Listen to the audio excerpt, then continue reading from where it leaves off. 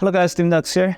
So in this video, I want to talk about some of the criteria has been changed in the last 2 years, and I've been tracking pretty much all of the statistics throughout 2022 and 2024. So I want to talk about pretty much throughout 2021 after COVID. There's no money has been printing now from the Federal Reserve, and I want to talk about how is the market really reacting depending on the overall market. Going into 2022, as the market is trending down, we are not getting tons of volume. The average volume is between 50 million to 100 million. There's no such thing that's been trading over 100 million throughout the year. The frequency has been happening really low. Then going into 2023, we definitely had a lot of trades. The market is shifting back into normal status. The frequency of those trades has been happening a lot. Going into 2023, we had a bunch of hypes, HKD, TOP, MEGL, and some of the smaller trades the flow is between 3 to 4 million. There's tons of opportunities for you to catch. I think my automated profit sheets was generating over 8 figures in terms of profits. Going into 2022, I think it's only around in the low 7 figures.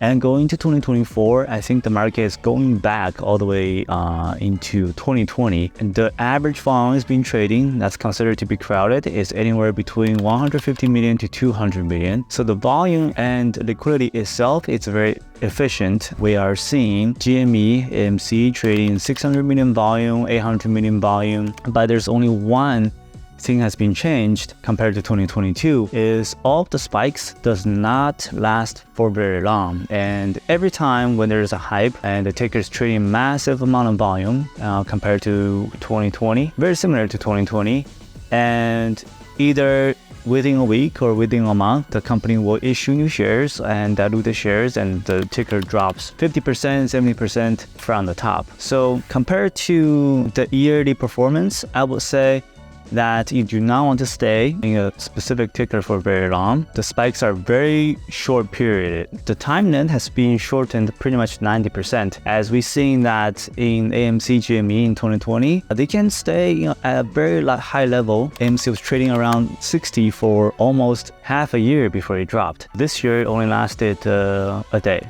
So the spikes itself has been shortened a lot. The volume is still there, so you can still size in a lot of shares. And just by looking through pretty much all of the opportunities throughout 2024, there's a bunch of low floats that's been happening. And one thing I want to talk about is the neutralized area and the volume specifically at the pre-market. There is a couple sections where we're looking at in the pre-market volume is if the volume is trading between, I would say, less than 7 million, over 4 million.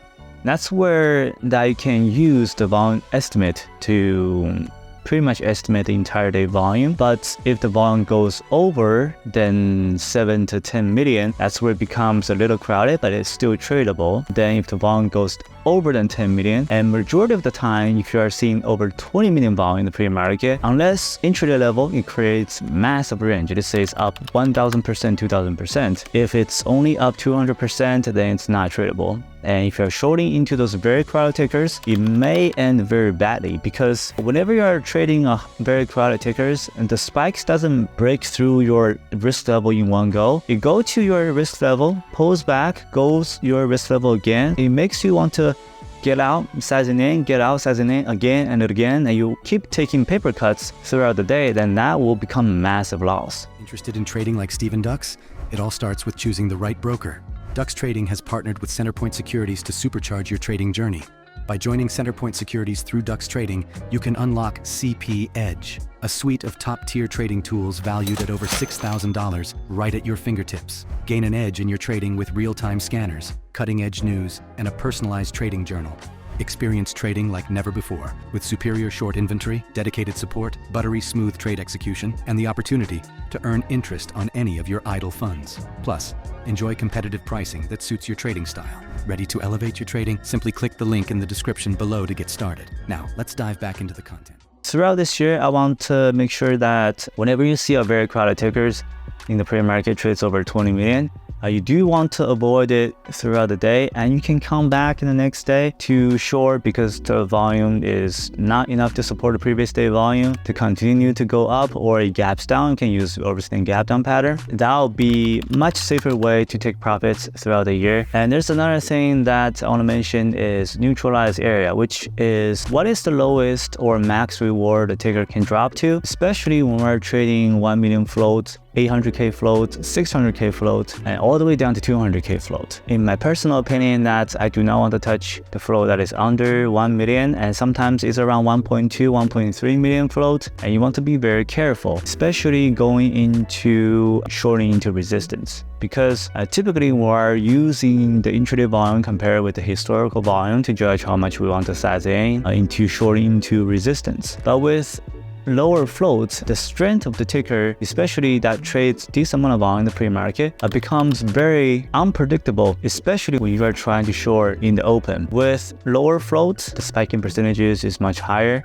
With higher flow, there's pretty much no spiking percentages. You want to track that if the flow is between 1 to 2 million, 2 to 5 million, 5 million plus, 10 million plus, 20 million plus, to see that if the ticker is likely to generate a push or not, because that will give you a very good idea of where you want to take your entry, because that's very important. If you are missing the entry, you are pretty much down 15-20% in terms of reward. And if you're not figuring out the neutralized area, which is the maximum reward, then you are going to likely to miss pretty much 30 to 40% reward. I would highly encourage you guys to track the float based on the percentages level and also the maximum reward, how much you can fade in terms of tracking down if the ticker is a low float or a nano float or a high float. That'll be my overall experience throughout this year. And personally, I want to avoid the crowded tickers and make sure that I want to avoid something like MLGO. As you guys experienced overall in this month, we had a decent gap up short that's not following the regular pattern at all, and also we had a bounce short going into resistance, not following the pattern at all. So you want to make sure not taking huge losses on those tickers, and make sure